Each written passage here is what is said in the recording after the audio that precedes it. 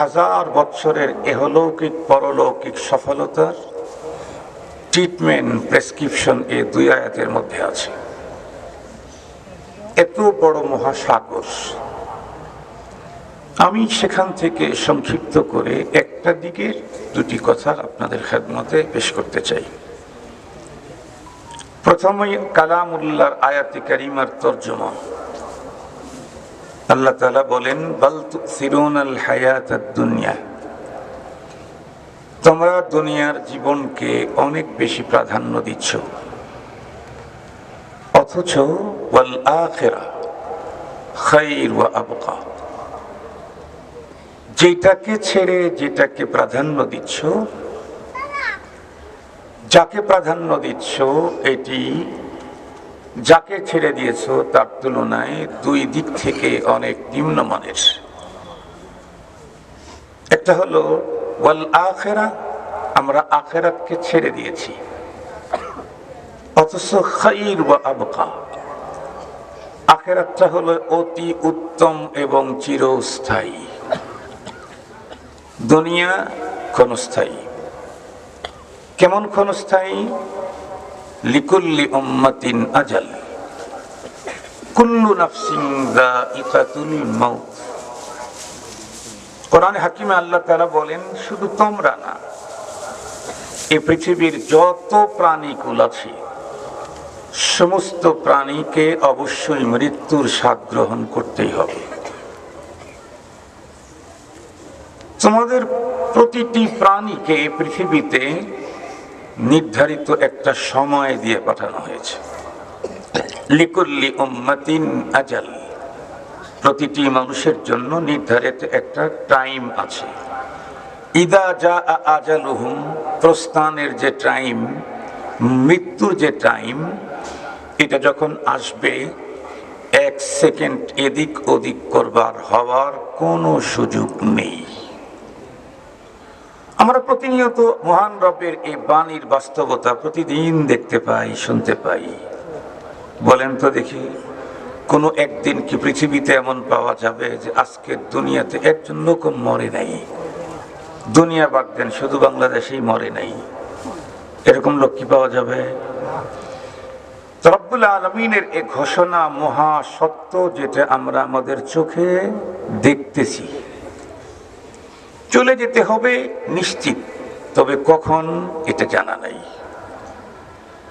যেহেতু যেতে হবে নিশ্চিত, কখন জানা নাই, এর অর্থই হলো আমাকে কমপ্লিট টোটাল লাইফ মৃত্যুর জন্য প্রস্তুত হয়েই থাকতে হবে।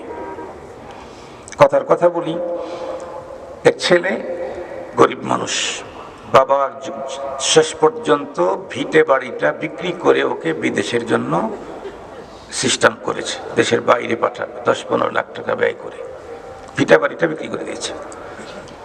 কিন্তু দালাল তাকে নির্ধারিত সময় দিচ্ছে না, শুধু বলছে আগামী 5 তারিখের পর থেকে যে কোনো একদিন যেতে হবে। যদি বলে দেয় যে আগামী 5 তারিখের পরে, বলতে পারবো না কোন তারিখ, যদি বলে দেয় যে তারপরের মাসের 5 তারিখে, তাইলে কিন্তু এই লোকটা অবশিষ্ট দিনগুলি দেশে ইতমিনানের সাথে কোনো না কোনো একটা কাজ করার সুযোগ পেত। পরের মাসের 5 তারিখ তো সমস্যা নাই, কিন্তু যেহেতু বলতেছে যে এই মাসের 5 তারিখের পর থেকে যে কোনো দিন, এই ছেলে কিন্তু শ্বশুর বাড়ি দাওয়াত খেতে গিয়েও শান্তি নেই, খালার সাথে দেখা করতে গিয়েও শান্তি নেই, বোনের বাড়িতে দেখা করতে গিয়েও শান্তি নেই। কেন? যে কোনো মুহূর্তেই ফোন আসলে আমি যেখানে যাচ্ছি সেখান থেকে ঢাকা এয়ারপোর্ট পর্যন্ত আবার পৌঁছাইতে পারবো কিনা, ইমিগ্রেশনে লম্বা টাইম ব্যয় হয়। এই জন্য এই লোকটার অন্তরে খালার প্রতি মায়া আছে।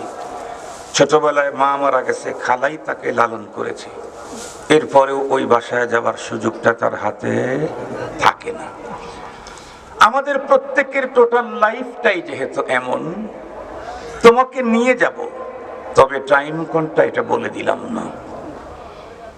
আর যখন নিয়ে যাওয়ার সময় হবে, তখন 1 সেকেন্ড এদিক ওদিক করবার কোনো সুযোগ নাই। পৃথিবীর সমস্ত লাইফ সাপোর্ট টোটাল যদি আমার উপরে প্রয়োগ করা হয়, রবের দেওয়া টাইম থেকে 1 সেকেন্ড বাড়াবার ক্ষমতা নেই।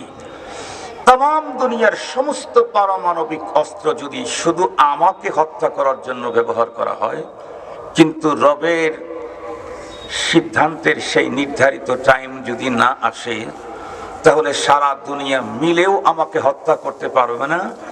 আমি নিজে ইচ্ছা সুইসাইড করলেও মৃত্যু আমার আত্মহত্যাও করতে পারবো না। যখন নিবেন তখন যেতে হবে। একেবারে টাটকা প্রমাণ, শহীদ ওসমান হাদি মাথায় গুলি করা হয়েছে, কিন্তু মৃত্যু হলো 1 সপ্তাহ পরে।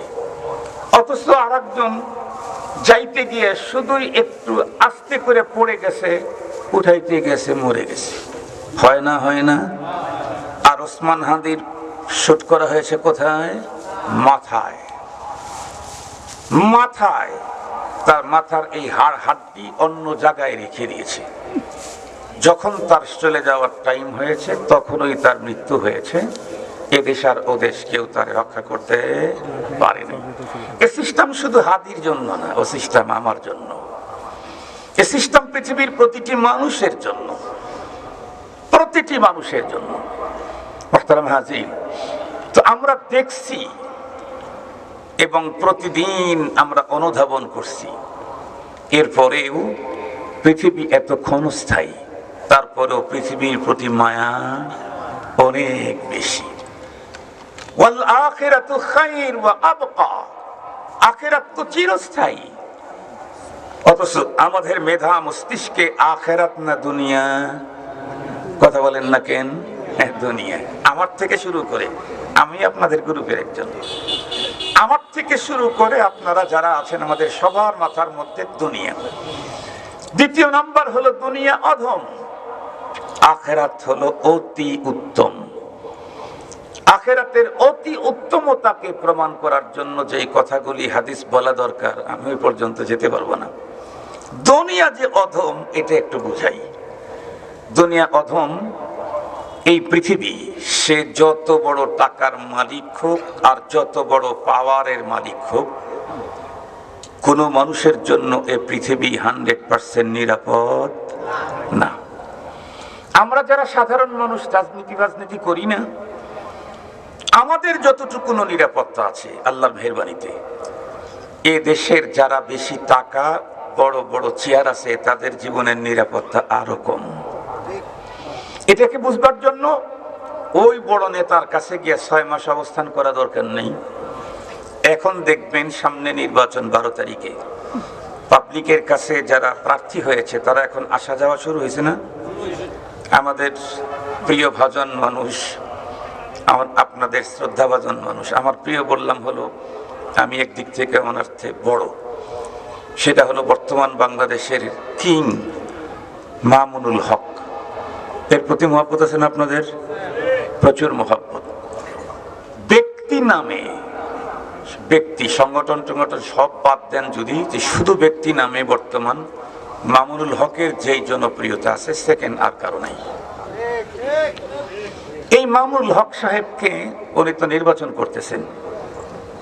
আজকে দুপুরের পরে এক দস্তরখানায় খানা খাওয়া হলো।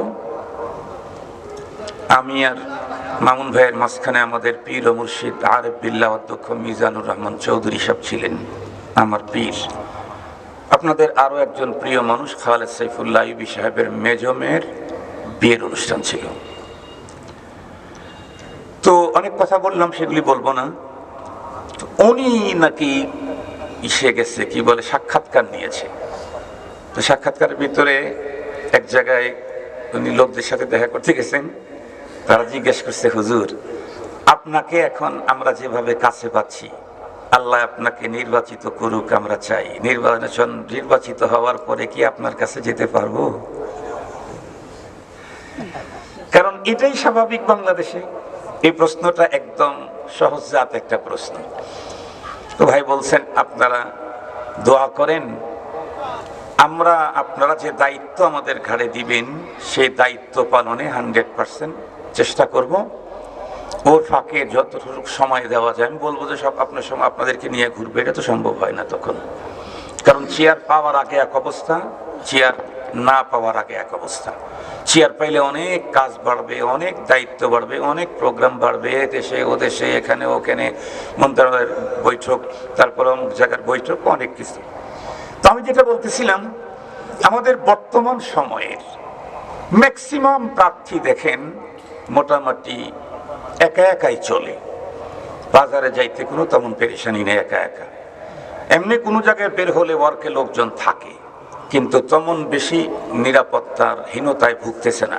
কিছুজন আছে যাদেরকে সরকার গান ম্যান দিয়েছে, দুইটা জিনিস দিয়েছে, গানও দিয়েছে আবার ম্যানও দিয়েছে। কিন্তু দেখবেন ওনারাই যখন এমপি হবেন তখন কিন্তু পুলিশ ছাড়া সিগারেট কিনবার জন্য দোকানে যাওয়ার সাহসও করবে না। হুজুরদের একটু সুবিধা আছে, সিগারেট খায় না, পান খায়। তাহলে এমপির চেয়ার পাওয়ার পরেই তার নিরাপত্তা কমলো না বাড়লো? নিরাপত্তার ঝুঁকিটা কমলো না বাড়লো? নিরাপত্তার ঝুঁকিটা তখন বেড়ে গেল। এই কারণে এক্সট্রা নিরাপত্তা ম্যান তার সঙ্গে দিতে প্রয়োজন হলো। উনি যদি আর একটু বড় চেয়ারে যান, উপমন্ত্রী, দেখবেন তাইলে এই নর্মাল পুলিশ দিয়ে হবে না, ওনার সাথে আর একজন গানম্যান লাগবে। উনি যদি আবার পূর্ণমন্ত্রী হয়ে যান, তাইলে দেখবেন শুধু গানম্যান একজন দিয়ে হবে না, ওনার সাথে কয়েকটা হাই সিকিউরিটি ওনার বাড়িতে যেখানে ঘুমাবে সেখানেও লাগবে, উনি যে বাসায় থাকবেন সেখানেও লাগবে গানম্যান, সেখানে থাকবে। তার মানেই হলো দুনিয়ার যত বড় চেয়ার তত বড় জীবনের ঝুঁকি। আমাদের দেশের কথা বলতেছি।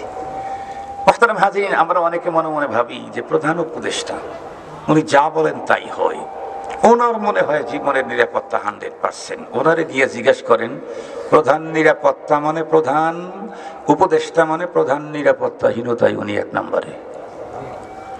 অনেকে মনে করে সেনা প্রধান বাংলাদেশের টোটাল অস্ত্র যারা কন্ট্রোলে দিয়া, দেখেন উনি সেনা প্রধান, ওনার জীবনের ঝুঁকি যেই পরিমাণ, উনি তো মনে করেন আজ যাইলে আমার কাছাকাছি ভেড়ে যে কোনো মুহূর্তেই দুর্ঘটনা হয়ে যেতে পারে।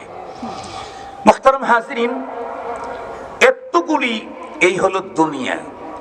পাওয়ার পরেও তার হাতে বাংলাদেশের সমস্ত অস্ত্র, কিন্তু তার জীবনের নিরাপত্তা নেই। একটু যদি বেশি হয়, আর যদি অ্যাসিডিটি অ্যাটাক করে, তাহলে তো আমার মুহূর্তেই জীবনটা চলে যেতে পারে। অ্যাসিড ফর্ম করলে তো তাৎক্ষণিক মরণ হয়ে যায়। এই হলো দুনিয়ার চূড়ান্ত অধম। এখন তো আরো ভয়ঙ্কর, সেটি হলো কি, নিজের ঘরেও মানুষ নিরাপদ না। নিজের স্ত্রীর বেডে স্বামী 100% নিরাপদ না, স্ত্রী তার স্বামীর বেডে নিরাপদ না, সন্তান তার বাবার ঘরে নিরাপদ না, বাবা তার সন্তানের ঘরেও নিরাপদ না। এ হলো দুনিয়া। তারপরেও কি দেখতেছি এখন আমরা? আমি তো 40 বছর আগে যাদের বাংলাদেশের অবস্থা যেটা দেখেছি, গ্রামে গ্রামে প্রচুর বয়স্ক মানুষ দেখা যেত। এখন কিন্তু গ্রাম খুঁজে 10 জন ওই মানের বয়স্ক লোক খুঁজে পাওয়া যায় না। আপনাদের মনে পড়ে কি, বয়স ভারে অনেক মানুষ 3 মাথা হয়ে যেত। 3 মাথা বুঝেন তো, মানে যখন বসতেন তো বয়সের ভারে হাঁটু 2টা কাল্লার উপর দিয়ে উঠে পড়ত। এইভাবে বসে থাকতেন অধিকাংশ মুরব্বীরা। 3 মাথা বলতো আমাদের সিরাজগঞ্জে, 3 মাথাওয়ালা দেখ, 3 মাথাওয়ালা। বেশি ফ্যাটি হওয়ার কারণে না, তখনকার মানুষ ফ্যাট হইতই না, কারণ খাবারগুলি খাইতো ন্যাচারাল। এখন সবই তো কৃত্রিম খাবার। এরপরে তাদের ভিতরে শিক্ষা কম ছিল, কিন্তু সততা 100-র উপরে ছিল। শিক্ষা কম ছিল, সততা ছিল, তাদের ভিতরে ছিল মানবতা। এখন শিক্ষা অনেক আছে, কিন্তু মনুষ্যত্বহীনতা তার চাইতে বেশি আছে। এ কারণে আপনাদের মনে পড়ে কিনা দেখেন, গ্রামের এক মুরব্বী আর এক মুরব্বীকে এসে বলছে, ভাই তুমি তো জানো, আপনি তো জানেন যে আমার আল্লাহ 3-4টা ছেলে দিয়েছে, 5 শতক জায়গা, আমার বাসার পাশে আপনার ওখানে 10 শতক জায়গা আছে, আমাকে যদি দিতেন আমার ছেলেগুলি একটু থাকার মতো ব্যবস্থা হইতো। ঠিক আছে, নিয়ে যা, দিলাম। তাইতে কে বা কয় টাকা দিব বলেন, তুই যা দিতে পারিস দিস। এই কথা শুনছে আর একজন, যেই লোকের বাড়িটাও ওই জমির ওই পারে। আমারও এই জমিটা দরকার। সে এসে বলল, ভাই আপনি নাকি ওই জায়গাটা নাকি বিক্রি করতেছেন? বলে, না আমি তো এটা বিক্রি করতেছি না, তো অমুকের প্রয়োজনে এসে বললো 10 শতক জায়গা, ওর বাচ্চা কাচ্চা বেশি, বললাম তুই একটা কিছু দিয়ে নিস। এই লোকটা বলতেছে, ভাই আমার তো জায়গাটা আমারও দরকার, তো দামাদামি কিছু হয়েছে? বলে, না ওই তো 15,000 টাকা বলছে, কথার কথা বলতেছি আর কি। ও তখন এসে বলে, ভাই জায়গাটা আমারও দরকার, আমাকে দেন, আমি 30,000 টাকা দিব। সাথে সাথে মুরব্বী চোখ রাঙ্গায় বলতেছে, তুই কি বললি? টাকা লেনদেন হয় নাই? তুই কি বললি? টাকা লেনদেন হয় নাই? আমি জবান দিছি না তারে? আমি তো তাকে জবান দিয়েছি। তখনকার 15,000 এখনকার 15 লাখের চাইতে আরো বেশি দাম, 30 লাখের চাইতে বেশি দাম। এরপরেও ওনাদের তখন প্রচুর অর্থ সংকট ছিল, জবান দিয়েছি, সুতরাং ও 1 টাকা না দিতে পারলেও যখন পারে তখন দেবে। আমি তোর কাছে বিক্রি করা জমি আবার বিক্রি করতে পারবো না। আর এখন 4 রকমের গদওয়ালা, এতগুলি লম্বা লেখনির পরেও 2 নাম্বারি 3 নাম্বারি জাল ভেজাল আছে না নাই? জাল ভেজাল বেরিয়ে চলছে, অথচ তাদের তুলনায় আমাদের হায়াত কম। এরপরেও দুনিয়ার প্রতি আমাদের এত লিপ্সা, এত লালসা, যে দুনিয়ার কাছে পৃথিবীর যে কোনো যা কিছু আসে এগুলো আমাদের কাছে কিছুই না। আমাদের কাছে 1 নাম্বার হলো দুনিয়া। আমাদের প্রত্যেকের লালসা হলো টাকা, আমাদের টার্গেট হলো টাকা, আমাদের টার্গেট আখেরাত না। ছেলের সাথে দেখা হবে, বুকে জড়াবে, চুমু খাবে, আরো কত কিছু, কত স্বপ্ন। তখন সন্তানের জন্য অনেক প্রকারের খাবার টাবার, বিদেশি চকলেট, আমেরিকান, দুবাই, অমুক তমুক, মালয়েশিয়ার বিভিন্ন খাবার নিয়ে আসছে, কিন্তু ওগুলা তো সব ব্যাগেজের ভিতরে। বাসার কাছাকাছি এসে চিন্তা করলো, আরে এটা তো নিলাম করার জিনিস, ছেলের খাওয়ার কিছু নিলাম না, যে তো খাওয়ার যেগুলি আছে ওগুলো তো ব্যাগেজ, ওটা তো এত লোকের সামনে খোলা যাবে না। কি করা যায়? বাবা আগের থেকে জানে ছেলে হলো আলুস চয়েস করে। আলুস চিনেন নাকি? এই পটেটো আছে না, চিপস আছে না, ওর মধ্যে একটা আছে আলুস, ওইটা আলু দিয়ে বানিয়েছে। তো বাবা তখন চিন্তা করলো, পাশের দোকান থেকে 15 দুগুণা 30 টাকা দিয়ে 2টা চিপসের ইয়া নিল, যে আপাতত এটা ছেলেকে দেব। ছেলেকে কাছে পাওয়ার পরে যে এই যে মুহাব্বতের নতুন আর এক অধ্যায় তৈরি হয়ে গেছে, বুকে জড়ায় ধরেছে, হাতে পায়ে মুখে কত চুমু খেলো। এরপরে এখন ছেলের সাথে একটু মস্কারি করতে ইচ্ছে হচ্ছে।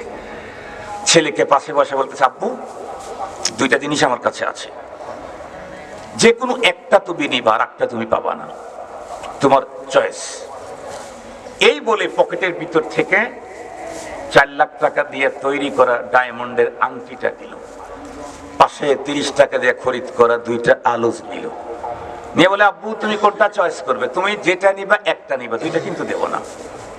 এই আলুজ নিলে আংটি পাবা না, আংটি নিলে আলুজ পাবা না। বলেন তো দেখি ছেলে কোনটা নেবে?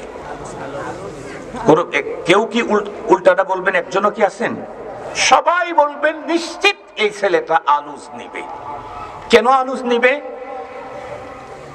ও আলুজ খেয়েছে, আলুজের মর্যাদা বুঝেছে, আলুজকে চিনে। ওকে যদি ডায়মন্ডের আংটি দেওয়া হয়, সে আংটিও নিবে না, অথচ দাম 4 লাখ। 4,000 কোটি হলে কি হয়? আমি যদি তারে না চিনি, 4,000 কোটি টাকা দামও যদি হয়, আমি যদি তার মূল্য না বুঝি, তাহলে তো আমার কাছে ওই জিনিসের কোনো মূল্যই নাই। মুহতারাম হাজিরিন, ছেলে যখন আলুস চয়েস করছে, বাবা তখন বলতেছে, আরে পাগল ছেলে, এটা রেখে দাও, এটার দাম 4 লাখ, দেখো কত সুন্দর, তামাম জেলা খুঁজে এই রকমের আর একটা আংটি তুমি পাবা না, এটা নাও।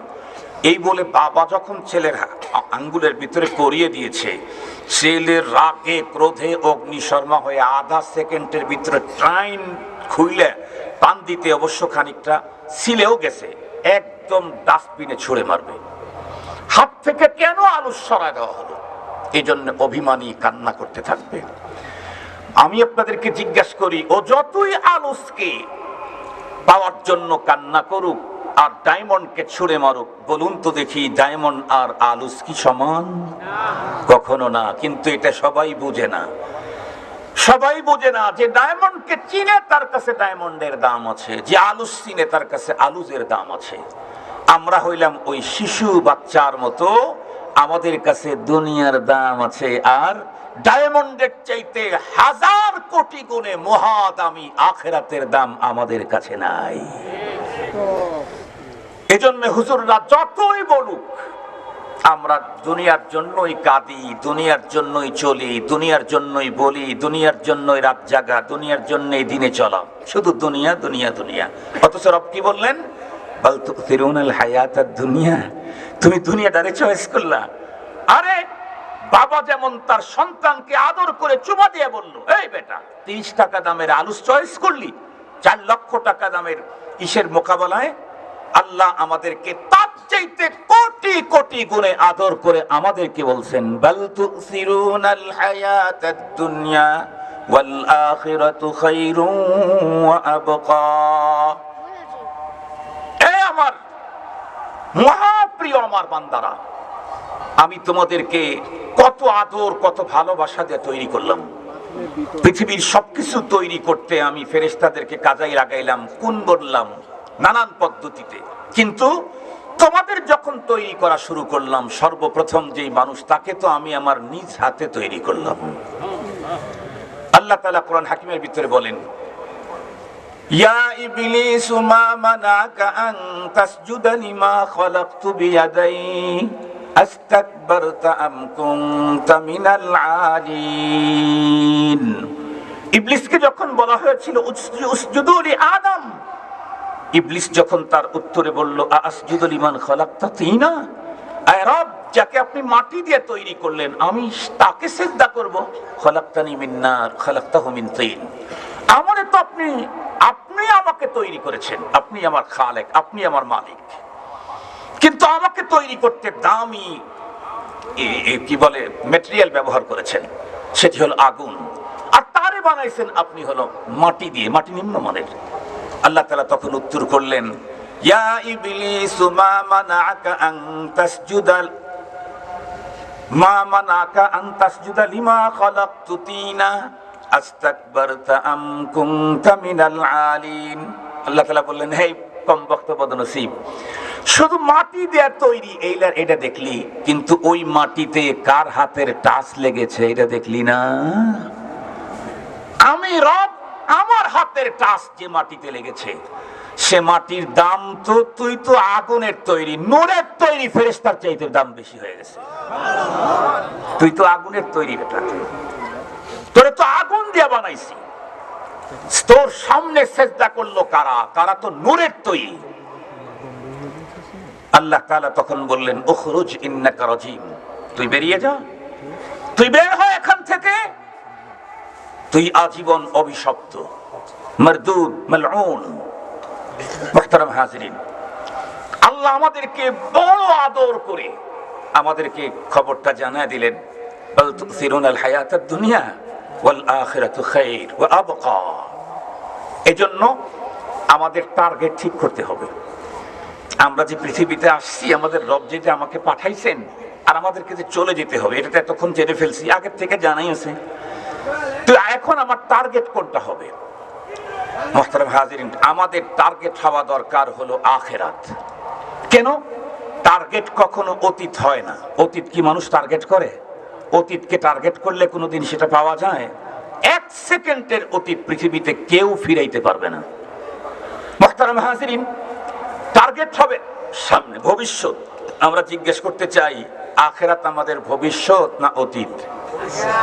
আখিরাত হলো আমাদের ভবিষ্যৎ। সুতরাং ভবিষ্যৎ হলো আমাদের আখিরাত, আখিরাত আমাদের টার্গেট। আখিরাত আমাদের টার্গেট হতে হবে। কেন? টার্গেট হতে হয় ভবিষ্যৎ, আর ভবিষ্যৎ হলো আখিরাত। মুহতারাম হাজিরিন, শুধুই যদি আমরা টার্গেটটাকে চেঞ্জ করতে পারি তাহলে আর হুজুরের ওয়াজ লাগবে না। আপনার ভিতরের যে অন্তর আছে, যেখানে টার্গেট সংরক্ষিত থাকে, সে অন্তর যতক্ষণ আপনার সাথে আছে ততক্ষণ আপনাকে আখিরাতের দিকে শুধু ধাক্কাইতে থাকবে। এখন তো হুজুর ধাক্কাইতেছে, যতক্ষণ পর্যন্ত মজলিসে বসে আছেন ততক্ষণ পর্যন্ত খুব মজা লাগতেছে, এখান থেকে বের হওয়ার পরেই কথা বলেন আখিরাতের প্রতি আগ্রহটা কমে যাবে। আমারও কমবে, আপনারও কমবে, যিনি বয়ান করতেছেন তারও কমবে, যারা বয়ান শুনতেছে তাদেরও কমবে। তাহলে একজন আমাকে ধাক্কা দেওয়ার কারণে আমার ভিতরে আগ্রহ তৈরি হলো। এই ধাক্কাটা যদি 24 ঘন্টায় চলতে থাকে তখন কিন্তু, এখন এই জায়গাতে কোনো মানুষ গুনাহ করবে কি? এই জায়গা থেকেও গুনাহ করবে না। যদি মনে করে এটা গুনাহ তাহলে সে করবে না, যদি মনে করে এটা গুনাহ না কিন্তু আসলে গুনাহ সে করবে। কিন্তু সে যদি মনে করে এটা গুনাহ, সে এই জায়গাতে কখনোই করবে না। মুহতারাম হাজিরিন, সেটা টার্গেটটা হলো আমাদের টার্গেট বানাতে হবে।